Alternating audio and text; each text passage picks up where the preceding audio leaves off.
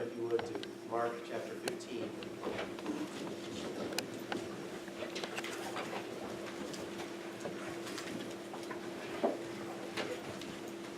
Watching Lynn and Matt and Donovan try and mount that cross, it really brings into sharp relief how much effort it took to kill Jesus in such a grotesque way.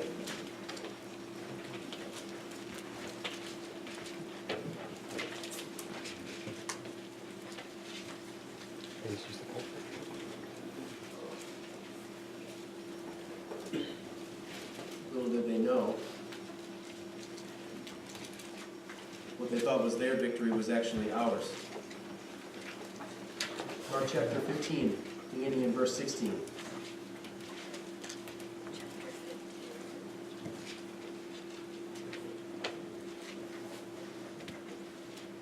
Then the soldiers led Jesus into the courtyard of the palace, that is, the governor's headquarters. And they called together the whole cohort, and they clothed him in a purple cloak. And after twisting some thorns into a crown, they put it on him. They began saluting him, "Hail, King of the Jews!"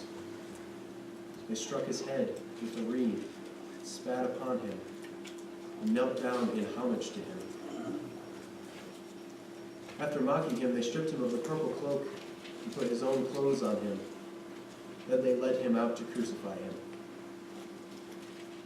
They compelled a passerby who was coming from the country to carry his cross. It was Simon of Cyrene, the father of Alexander and Rufus. Then they brought Jesus to the place called Golgotha, which means the place of a skull. And they offered him wine mixed with myrrh, but he did not take it.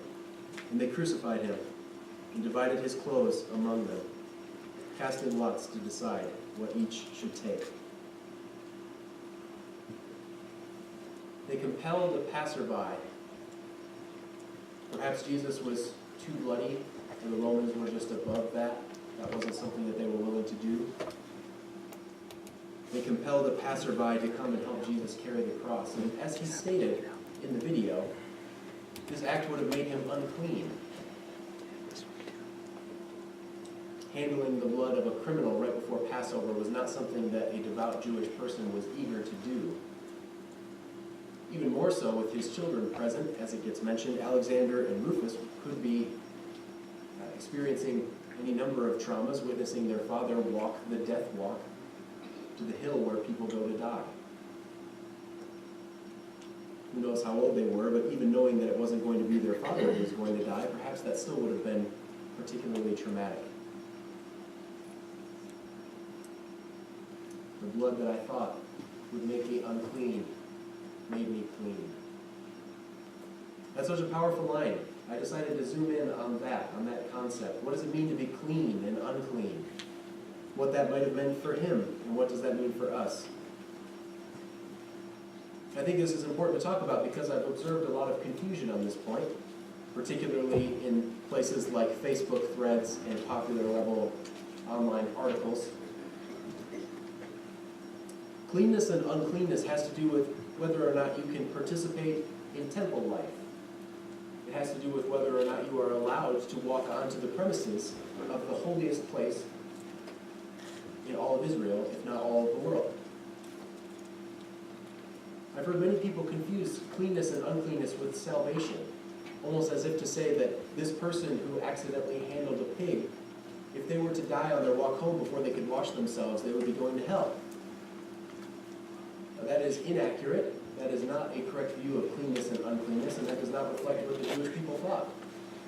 Their concept of cleanness and uncleanness was about being a holy people before a holy God who dwelt in their midst. If you're going to go anywhere near the holiness of God, you have to be clean. And God has told us what is required of us in order to be clean. We should abstain from handling the blood of criminals. Maybe we should abstain from certain livestock. We should only eat livestock that doesn't wallow in the mud. And any number of other things that you see referenced throughout Leviticus especially, but also in Exodus and Numbers, and even some in Deuteronomy. When we think about going before the Lord, cleanness and uncleanness is talked about as, you can't go before the Lord unclean. We, on this side of Jesus, I think, we think about going before the Lord as the judgment day. When we go before the Lord, we know that the only place that will happen for us is after we die and we're resurrected to judgment. And God will have some things to say about how we lived or didn't live. But for them, God's presence was a real and lived reality among the people. They could go over to where God was and go into his presence. But if they were not clean, reflecting the holiness of the people of God, they could not go into God's presence because God is holy and demands purity from his chosen people. You might be thinking, well, where does that leave us on salvation? Salvation was a corporate principle for the people of Israel. The people of Israel were saved from Egypt. They were brought up out of the land of slavery through God's mighty hand and outstretched arm.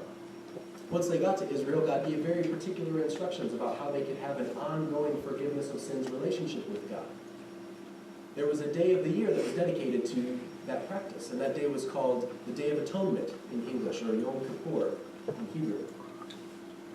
And that was the day when the high priest would arrange for a sacrifice on behalf of all of the people of Israel. And this was the covenant-confirming sacrifice. This was the grand, sweeping, all sins are forgiven sacrifice.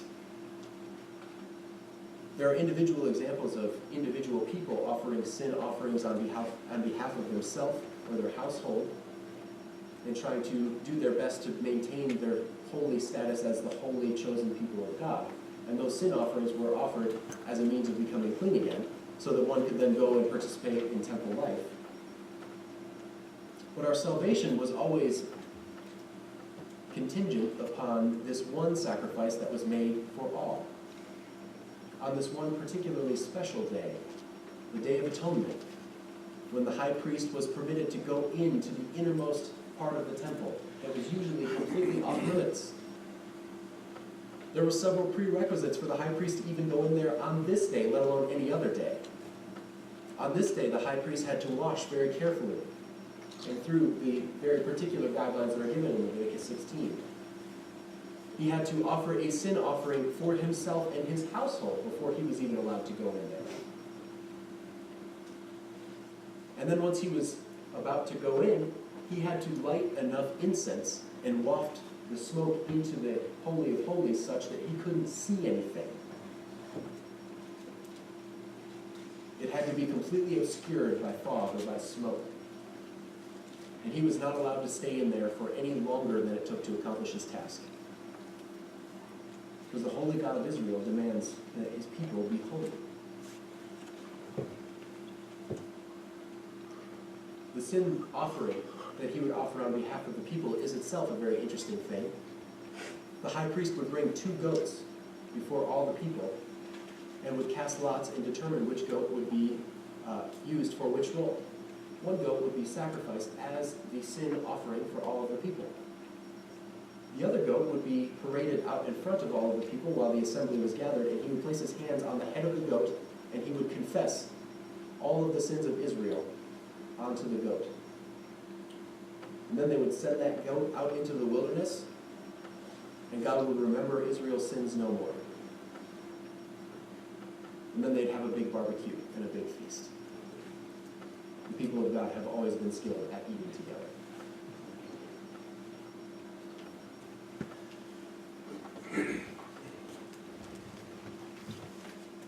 I think that when Hebrews describes Jesus as our high priest, and when we're talked about as a royal priesthood in many places in the New Testament and in the Old, I think we miss the significance of that many times because of this confusion over what it means to be clean and unclean. Simon of Cyrene, as it says in the video, was not concerned about going to hell because he handled Jesus. He was concerned about not being able to participate in the feast that was coming up, not being able to go before the Holy of Holies, or near the Holy of Holies. He wasn't about to go in, he wasn't the high priest, but he wasn't about to go near that place, that holiest of places, because he now has been stained with the blood of a criminal. This indelible red mark that he could not clean himself of before the Passover feast. Jesus was the high priest who was walking the pure, spotless goat to the altar to be sacrificed. Simon of Cyrene was the assistant to the high priest who led the sacrifice where it needed to go to be offered. If we confuse the individual sin offerings or the individual purity rituals that Israelites had to do with their salvation, then I think we miss the significance of Jesus. Israel was never in a works-based righteousness system. Israel was always reliant on the grace of God doled out through one act that covered the sins of a multitude of people. What Jesus did is not a fundamentally new paradigm. It's not a departure from God's plan or strategy. It is picking up exactly what God has been doing with his people all along and amplifying it to include more people and to cover a longer period of time. Jesus is our high priest.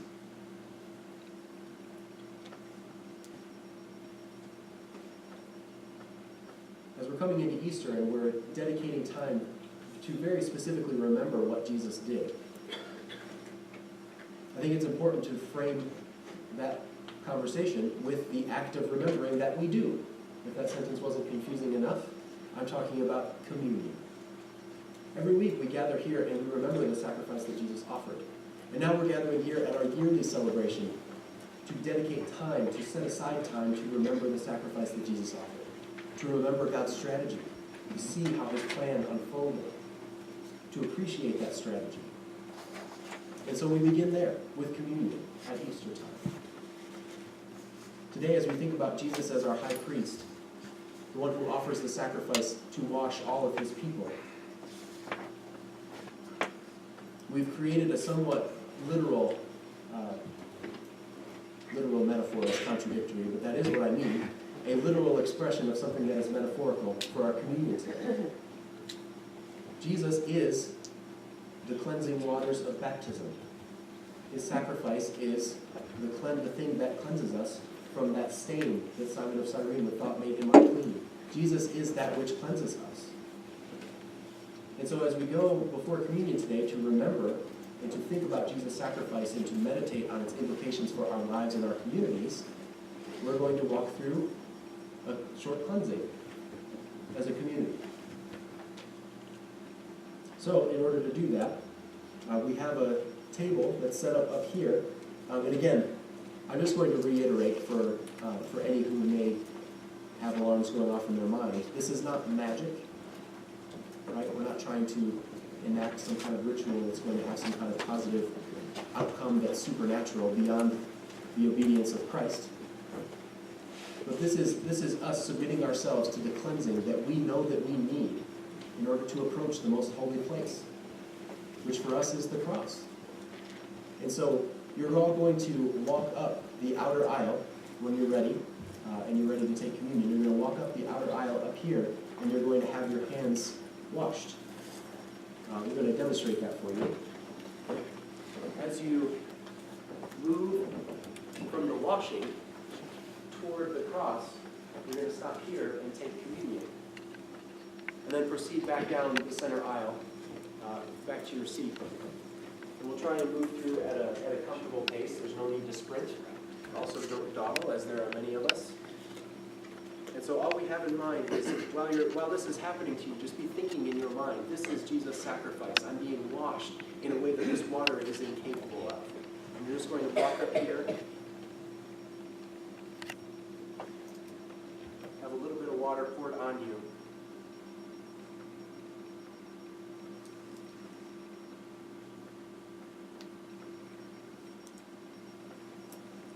And use the washing and the walk toward the cross, where you'll stop and take communion. Use all of this as a memorial for Christ offering his broken body for us.